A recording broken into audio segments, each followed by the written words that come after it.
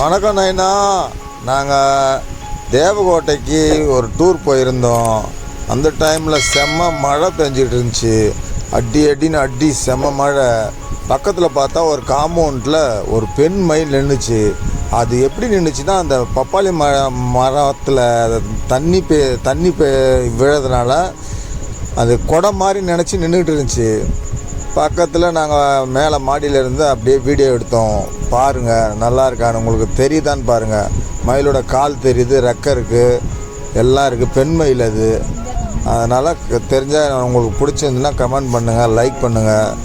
பாருங்கள், மழை செம்ம அடிக்குதுங்க ஃப்ரெண்ட்ஸ். பிச்சு உதறுது.